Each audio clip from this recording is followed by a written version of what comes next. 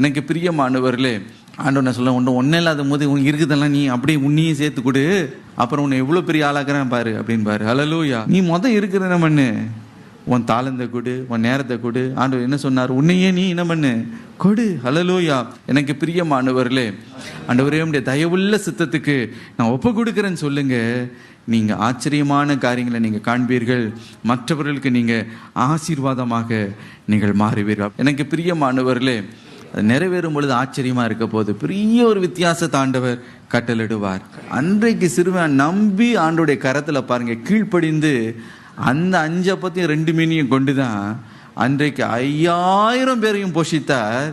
எனக்கு பிரியமானவர்களே, அவன் ஆசீர்வதிக்கப்படுகிறது மாத்திரமல்ல, அனைவரும் ஆசீர்வதிக்கப்படத்தக்கதாக கர்த்தர் ஒரு மகத்துவமான காரியத்தை ஆண்டவர் செய்தார். ஹல்லேலூயா.